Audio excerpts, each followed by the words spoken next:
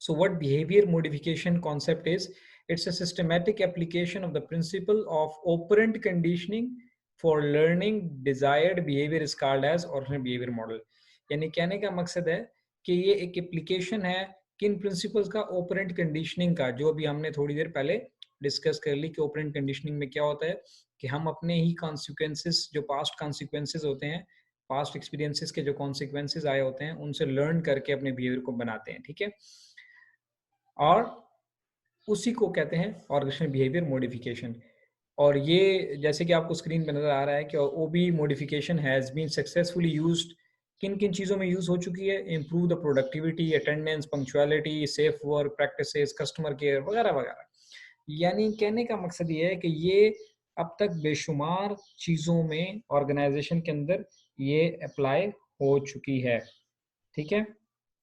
बहुत सारे मामलात के अंदर ये चीज़ यूज़ हो चुकी है। यानी किसी की और बंदे की अगर प्रोडक्टिविटी नहीं है तो हम उसको ऑपरेंट कंडीशनिंग के ज़रिए उसकी प्रोडक्टिविटी इनहेंस कर सकते हैं। जैसे मैंने कहा था कि आप लर्न करते हो कि एक काम आपने किया और उसका आपको रिवॉर्ड मिला, पॉजिटिव रीइंफोर्समेंट लेट सपोज होगी, तो आपने अच्छे से काम किया, तो उससे क्या हुआ, आपकी प्रोडक्टिविटी बढ़नी शुरू होगी।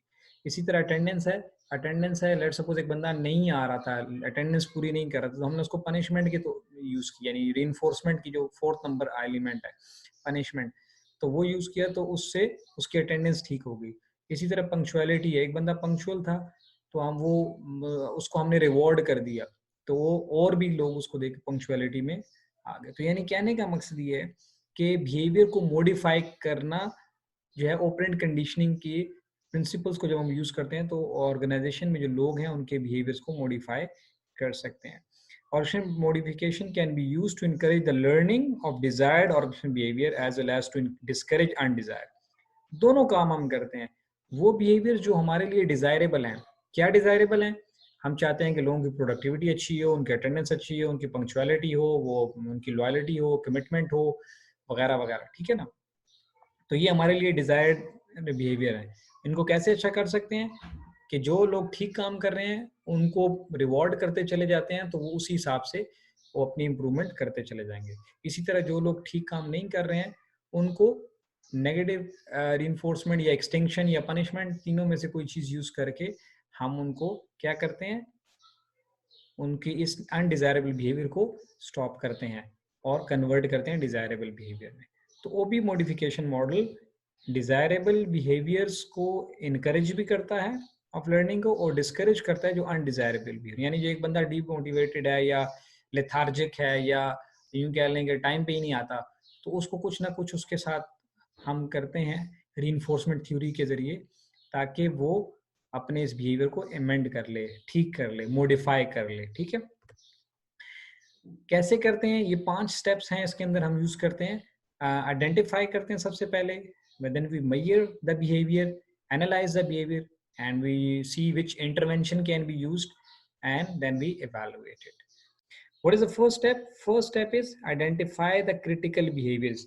वो तमाम बिहेवियर्स जिनको ऑर्गेनाइजेशन की नज़र में नापसंदीदा हैं, जिनको बदलना है, उनको आइडेंटिफाई करते हैं।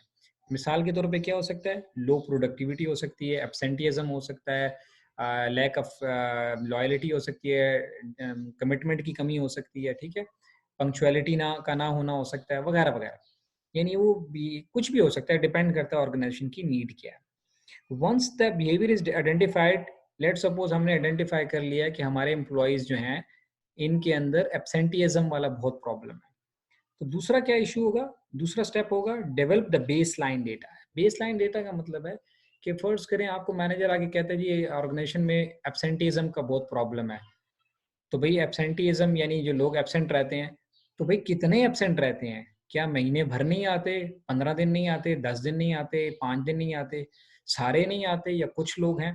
So what we do, we are determining कि कितना रेशियो है, क्या फ्रीक्वेंसी है। अब फ्रीक्वेंसी डिटरमिन करते हैं, तो जब हम फ्रीक्वेंसी डिटरमिन, इसको लिख लें आप यूं कि we determine the frequency of that behaviour, कि एक बंदा अगर पंक्चुअल नहीं है तो कितने मिनट लेट आता है, क्या सिर्फ 2-3 मिनट लेट आता है, या 3-3 घंटे, 2-2 घंटे लेट आता है।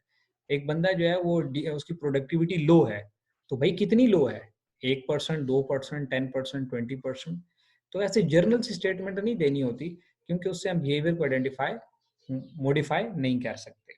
सो दूसरा स्टेप क्या होगा, develop the base line data, यानी फ्रीक्वेंसी को डिटरमिन करना कि जी ये लोग हफ्ते में, ये बंदा कम से कम 2 दिन तो लेट आता है, या महीने में 3 दिन तो लेट आता है।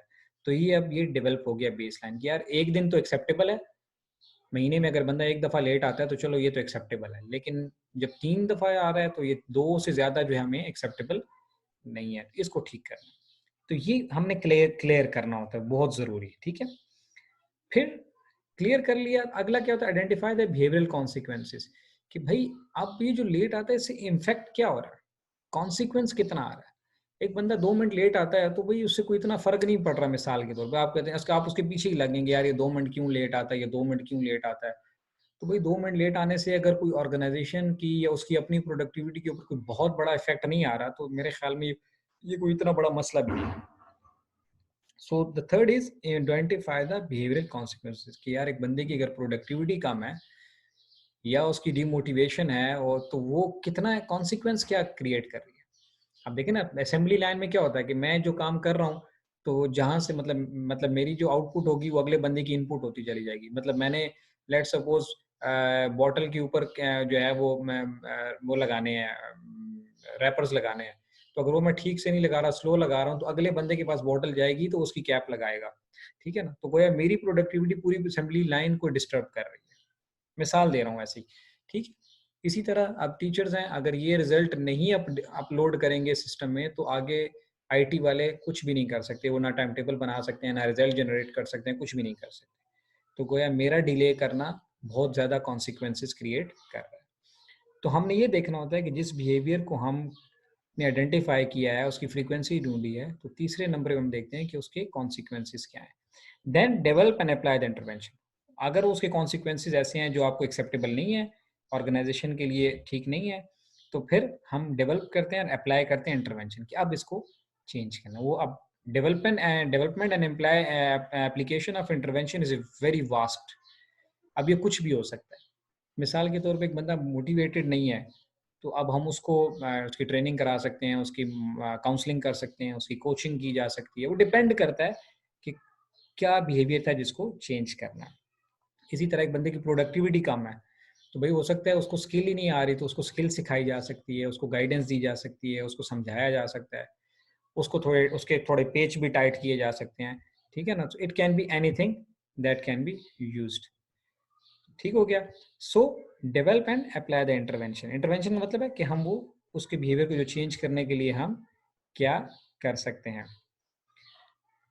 And then comes the evaluate the performance improvement. तो जब वो इंटरवेंशन चली जाएगी, मीन लग जाएगी, यानी जो हमने ट्रेनिंग देनी थी, या जो काउंसलिंग की, या जो कोचिंग की, या जो उसको थोड़ा टाइट किया, मीन्स थोड़ा उसको वार्निंग दे दी, कुछ भी है, डिपेंड करता है। तो फिर उसकी परफॉर्मेंस को देखना होता है कि आया परफॉर्मेंस इंप्रूव हुई या नहीं। सो व्हाट वी से, once the intervention is applied, the last step is to evaluate the performance। कि यार वो जो हमने ट्रेनिंग दी थी, वो जो कोचिंग की थी, वो जो समझाया था, वो जो वार्निंग दी थी, ये कुछ भी किया था, आया उसके बाद परफॉर्मेंस इंप्रूव हुई या नहीं। अगर हुई तो इट वाज सक्सेसफुल, अगर नहीं हुई तो इसका मतलब है कि या तो हमने बिहेवियर को आइडेंटिफाई ठीक नहीं किया, या उसकी फ्रीक्वेंसी ठीक नहीं थी, या हमने ठीक से उसके ऊपर इंटरवेंशन जो थी वो अप्लाई नहीं की। एक बंदे की प्रोडक्टिविटी कम थी तो हमने उसको स्किल तो सिखा दी, लेकिन हमने तो ये देखा ही नहीं कि यार उसके तो कोई एटीट्यूड का प्रॉब्लम था। तो हमें चाहिए था कि ट्रेनिंग के साथ उसको एटीट्यूड की भी ट्रेनिंग देते, ताकि उसका माइंड ठीक हो जाए। So this is all about the behavior modification. So we identify the critical behaviors that are supposed to be changed, that are supposed to be modified. Then we develop the frequency that, we develop the baseline data, means we identify that at what level of frequency it is acceptable to us, and then, and what is not acceptable. And the third is, what will be the consequences of this behavior। अगर तो कोई बड़े minor से consequence हैं तो कोई बहुत बड़ा उसके ऊपर हम प्रोग्राम डिज़ाइन करके रिसोर्सेज ज़ाया नहीं करते, लेकिन अगर उसके कॉन्सिक्वेंसेज ज़्यादा आ रहे हैं जो कि हमें एक्सेप्टेबल नहीं है, तो फिर हम उसको देखते हैं। And then we develop the intervention. हम इंटरवेंशन डेवलप करते हैं, डिज़ाइन करते हैं कि इसको ठीक कैसे करना है। And then comes the evaluation of the performance, कि वो जो इंटरवेंशन हमने डाली थी उससे परफॉर्मेंस इंप्रूव हुई या नहीं।